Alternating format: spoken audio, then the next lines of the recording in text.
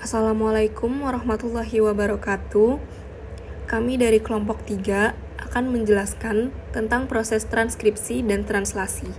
Berikut nama anggota kelompok kami. Yang pertama, Syafa Ayu Hefi, kemudian Syafa Syakira Putri, Khaila Sifa Salsabila, Anugrah Alfiona, dan Nabila Lauzah. Transkripsi DNA. Transkripsi adalah proses pembuatan salinan mRNA yang berasal dari DNA. Proses ini terjadi di nukleus atau inti sel. Transkripsi terjadi pada fase interfase, yaitu saat DNA dalam bentuk kromatin.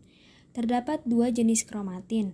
Yang pertama, eukromatin. Pada eukromatin, bentuk kromatin yang kurang padat atau lebih longgar membuatnya lebih mudah diakses oleh enzim RNA polimerase dan transcription factor. Yang kedua, heterokromatin. Bentuk kromatin yang sangat padat membuatnya sulit diakses oleh enzim RNA polimerase. Tidak semua untai DNA mengalami transkripsi. Hanya gen-gen tertentu saja yang sedang dibutuhkan oleh sel atau gen yang mengandung kode untuk protein. Ada 3 jenis RNA. Yang pertama, mRNA messenger. mRNA messenger berfungsi untuk membawa kode genetik kodon dari kromosom yang ada di nukleus ke ribosom pada sitoplasma. Yang kedua, rRNA ribosomal. rRNA ribosomal berfungsi untuk merakit polipeptida yang bergerak satu arah di sepanjang mRNA ion. Yang ketiga, tRNA transfer. tRNA transfer berfungsi untuk membawa asam amino ke ribosom. Istilah-istilah dalam transkripsi. Pertama, sense, yaitu untai pengkode atau non-template. Kedua, antisense, yaitu untai cetakan atau template. Ketiga, codon, yaitu kode genetik yang dibawa mRNA. Keempat, antikodon, yaitu triplet basa nitrogen yang terikat dengan mRNA. Yang kelima, promotor, yaitu titik awal tempat menempelnya RNA polimerase.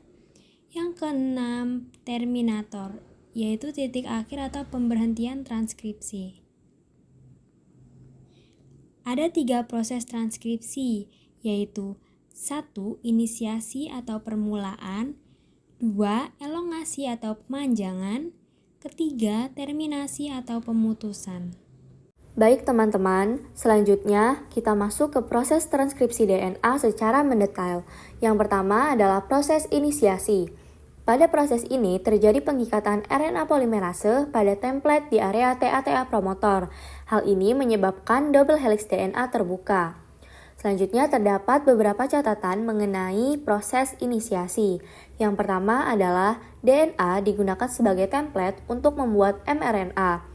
Lalu, seperti yang telah rekan saya sampaikan pada beberapa slide sebelumnya, bahwa proses transkripsi DNA terjadi pada fase interfase, yaitu di mana DNA dalam bentuk kromatin. Dan kromatin itu terdiri dari 2 jenis. Yang pertama ada eukromatin dan yang kedua ada heterokromatin. Eukromatin biasanya dapat langsung melakukan inisiasi karena strukturnya yang longgar. Kromatin jenis ini yang sering digunakan untuk transkripsi. Sedangkan untuk heterokromatin tidak dapat langsung melakukan inisiasi karena strukturnya yang sangat padat. Oleh karena itu membutuhkan bantuan histone modifying enzyme untuk mengubah heterokromatin menjadi eukromatin. Dan kromatin remodeling kompleks untuk merombak struktur kromatin yang melilit histon. Kedua enzim ini digunakan agar heterokromatin bisa terbuka dan promotor TA-TA tidak dalam pilihan histon, sehingga RNA polimerase dan transcription factor dapat mengakses promotor dan memulai inisiasi. Kira-kira fungsi transcription factor itu apa aja? Yang pertama, fungsi transcription factor adalah untuk membantu pengikatan RNA polimerase ke promotor. Yang kedua adalah mempengaruhi laju reaksi inisiasi transkripsi yang dikatalisis oleh RNA polimerase yang terikat pada promotor. Yang ketiga, TF2D atau TBP mengikat TA-TA box. Yang keempat, TF2B mengikat TF2D. Yang kelima, TF2F, TF2E, dan TF2H mengikat RNA polimerase. Yang keenam, TF2H membentuk kompleks terbuka yang dimana fungsinya itu sama seperti enzim helikase pada proses replikasi DNA. Lalu TF2H juga dapat memfosforilasi pelepasan TF2B, TF2E, TF2H dari RNA polimerase. Selanjutnya adalah proses elongasi. Pada proses ini, basa nitrogen DNA berpasangan dengan basa nitrogen yang terkandung dalam nukleotida yang dibawa oleh RNA polimerase pada template atau antisense membentuk mRNA. Catatannya adalah yang pertama, RNA polimerase menambahkan nukleotida dari arah 5 aksen ke 3 aksen. Yang kedua, pada mRNA, urutan basa nitrogen sesuai dengan urutan basa pada untai coding, tetapi timin pada DNA digantikan oleh urasil pada mRNA. Lalu yang terakhir adalah proses terminasi. Proses ini terjadi ketika RNA polimerase mencapai terminator, yang menjadi pertanda bahwa proses transkripsi mRNA berakhir. Selanjutnya, RNA polimerase, DNA, dan mRNA memisahkan diri satu sama lain, di mana untai mRNA hasil transkripsi terbagi menjadi dua bagian. Yang pertama adalah exons, yaitu area kode untuk protein. Bagian inilah yang akan digunakan untuk translasi. Dan yang kedua adalah introns, yaitu area non-coding. Selanjutnya, akan terjadi proses intron splicing atau penghapusan introns. Proses ini terjadi karena introns tidak digunakan dalam proses translasi. Proses ini dilakukan oleh spliceosom, yaitu merupakan kompleks yang terdiri dari protein dan RNA. Lalu yang keenam, setelah introns hilang, ekson yang berdekatan akan berikatan sehingga terbentuk untai mRNA utuh. mRNA mengalami capping pada ujung 5 aksen, warna biru pada gambar, dan penambahan poly-A tail pada ujung 3 aksen, warna hijau pada gambar.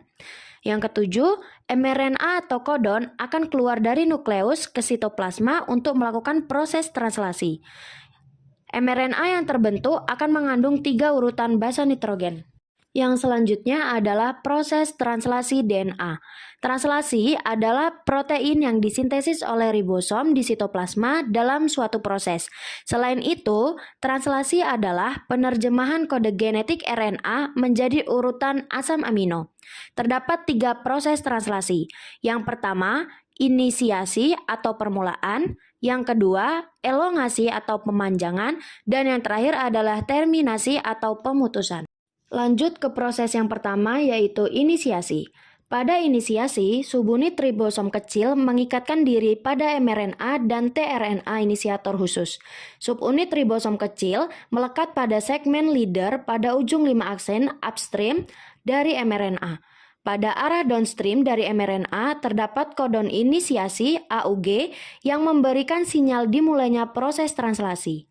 tRNA inisiator yang membawa asam amino metionin melekat pada kodon inisiasi. Penyatuan mRNA, tRNA inisiator dan subunit ribosom kecil serta diikuti oleh perlengketan subunit ribosom besar menyempurnakan kompleks inisiasi translasi. Faktor inisiasi dibutuhkan untuk membawa semua komponen tersebut bersama-sama disebut protein. Saat penyelesaian proses inisiasi, tRNA inisiator berada pada tempat P dari ribosom dan tempat A yang kosong siap untuk tRNA aminoasil berikutnya. Sintesis polipeptida dimulai pada ujung aminonya. Proses selanjutnya yaitu elongasi. Pada tahap elongasi dari translasi, asam-asam amino ditambahkan satu persatu pada asam amino pertama. Siklus elongasi sendiri terbagi menjadi 3 tahap. Yang pertama ada pengenalan kodon. Kodon mRNA pada tempat A dari ribosom membentuk ikatan hidrogen dengan antikodon. Molekul tRNA yang baru masuk membawa asam amino yang tepat. Faktor elongasi membawa tRNA ke tempat A. Langkah ini juga membutuhkan GTP. Yang kedua, pembentukan ikatan peptida. Molekul rRNA dari subunit ribosom besar berfungsi sebagai lisozim yang dapat mengkatalisis pembentukan ikatan peptida dengan menggabungkan polipeptida yang memanjang dari tempat P ke asam amino yang baru tiba di tempat A. Pada tahap ini, polipeptida memisahkan diri dari tRNA yang menjadi tempat pelekatannya semula. Kemudian, asam amino pada ujung karboksilnya berikatan dengan asam amino yang dibawa oleh tRNA di tempat A. Yang ketiga, translokasi. tRNA di tempat A sekarang terikat pada polipeptida yang sedang tumbuh, kemudian ditranslokasikan ke tempat P. Saat RNA berpindah tempat, antikodonnya tetap berikatan dengan hidrogen pada kodon mRNA. Selanjutnya, mRNA bergerak bersama-sama dengan antikodon ini dan membawa kodon berikutnya untuk ditranslasi pada tempat A. Sementara itu, tRNA yang tadinya berada pada tempat P bergerak ke tempat E, dan dari tempat ini keluar dari ribosom. Langkah translokasi membutuhkan energi yang disediakan oleh hidrolisis GTP. mRNA bergerak melalui ribosom ke satu arah saja, mulai dari ujung 5 aksen. Hal ini sama dengan ribosom yang bergerak dari 5 aksen ke 3 aksen pada mRNA. Hal yang penting di sini adalah ribosom dan mRNA bergerak relatif satu sama lain, dengan arah yang sama, kodon demi kodon. Siklus elongasi menghabiskan waktu kurang dari 1/10 detik, dan terus-menerus diulang saat tiap asam amino ditambahkan pada rantai hingga polipeptidanya lengkap. Kemudian terminasi. Tahap akhir dari translasi adalah terminasi. Elongasi berlanjut hingga kodon stop mencapai tempat A di ribosom. Terdapat 3 jenis kodon yang berperan sebagai kodon stop, yaitu UAA, UAG, dan UGA. Kodon stop ini tidak mengkode suatu asam amino, melainkan bertindak sebagai sinyal untuk menghentikan translasi. Reaksi ini menghidrolisis polipeptida yang sudah selesai dari tRNA yang berada di situs P, kemudian melepaskan polipeptida dari ribosom. Akibatnya, urutan asam amino dalam bentuk polipeptida terlepas, sehingga kompleks ribosom juga terpisah antara ribosom subunit kecil dan ribosom subunit besar. Akhir dari translasi akan terbentuk urutan asam amino yang berbentuk polipeptida. Selanjutnya, kumpulan dari beberapa polipeptida ini akan membentuk protein. Berikut gambar tahapan translasi mRNA hingga membentuk polipeptida secara ringkas.